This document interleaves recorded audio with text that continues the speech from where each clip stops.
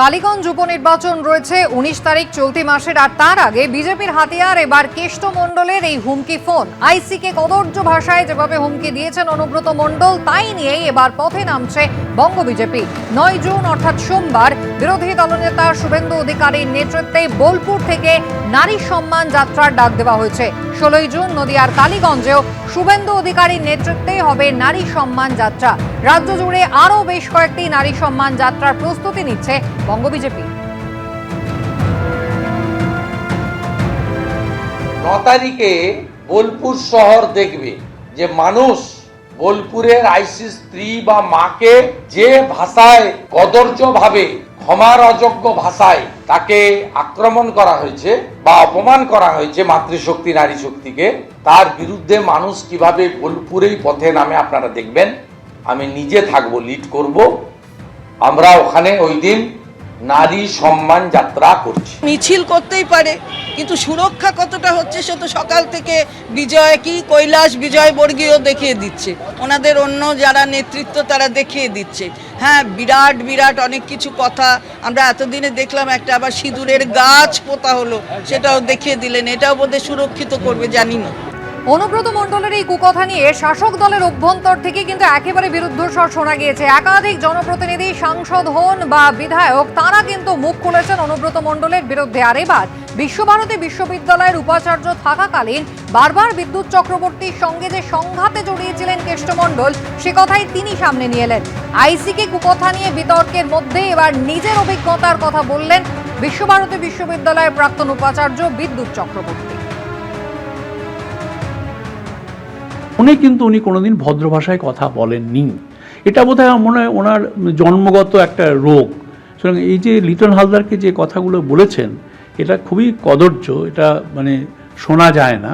কিন্তু এটা যে উনি বলতে পারেন এই ব্যাপারে কিন্তু আমার সেরকম কোনো সন্দেহ নেই। আমি যখন উপাচার্য ছিলাম সেই সময় আমার সঙ্গে উনি শুধুমাত্র কদর্য ভাষা প্রয়োগ করেছেন তা নয়, আমার সঙ্গে কদর্য ব্যবহার করেছেন। এবং সবচেয়ে যে দুঃখের বিষয়, পুলিশের যে থানা সেটা আমাদের ক্যাম্পাসের মধ্যেই। যখন অনুব্রত মণ্ডলের কথা অনুযায়ী কাজ যদি না হতো, উনি আমাকে ধমকি দিতেন। আমি আমার স্ত্রী এবং মাকে উনি কখনো সেভাবে গালাগালি দেননি, কিন্তু আমার পরলোকগত পিতাকে উনি বারবার নিয়ে এসছেন। এবং বাবা তুলে যে ধরনের গালাগালিগুলো দেওয়া যায়, সব গালাগালি আমি শুনেছি। এবং উনি অবলীলাক্রমে আনইন্টারাপ্টেডলি উনি আমাকে গালি দিয়েছিলেন। অপারেশন সিঁদুর নিয়ে পাণ্ডবেশ্বরের তৃণমূল বিধায়ক নরেন্দ্রনাথ চক্রবর্তী তার বিতর্কিত মন্তব্য। কুলটি থানায় এবার নরেন্দ্রনাথ চক্রবর্তীর বিরুদ্ধে অভিযোগ দায়ের হয়েছে। অভিযোগ দায়ের করেছেন বিজেপি সংখ্যালঘু সেলের নেতা জিশান কুরেশি। ইমেল মারফত এই অভিযোগ দায়ের করেছেন কুলটি থানায় বিজেপি সংখ্যালঘু সেলের নেতা জিশান কুরেশি। সিঁদুর নিয়ে নাটক করছে বিজেপি, আক্রমণ করেছিলেন পাণ্ডবেশ্বরের তৃণমূল বিধায়ক। সিঁদুর খেলা শুরু করেছে বিজেপি, গোটাটাই নাটক, গোটাটাই যুদ্ধ খেলা, পাকিস্তানের সঙ্গে ফিটিং, এমন মন্তব্য করেছিলেন নরেন্দ্রনাথ চক্রবর্তী, যার পাল্টা কটাক্ষ করেন শুভেন্দু অধিকারী, যেখানে তিনি এনআইএ তদন্তের কথা বলেন।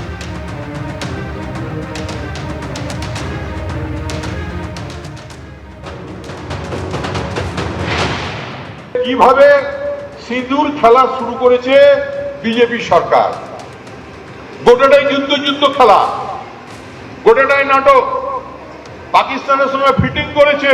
একদল দুষ্কৃতকারী চলে এলো পহেলগামে, কিন্তু তার 3 দিন আগে সব প্রোটেকশন তুলে নেওয়া হয়েছে। 27 জনকে গুলি করে মারলো। আর গুলি করার আগে কি বললো? बोला आप हिंदू है, दुम। आप सिंदूर पहनते हैं, दुम। आप कलमा पढ़ने जानते हैं, दुम। এই গল্পগুলো তো আপনারা সবাই জানেন। এরা সিঁদুর খেলতে নেমেছে, কিন্তু এই সিঁদুর তো বাঙালির রক্তে, এই সিঁদুর মায়ের শীতে আছে। এ নিয়ে কি বললেন বিজেপি নেতা দিলীপ ঘোষ, দেখুন।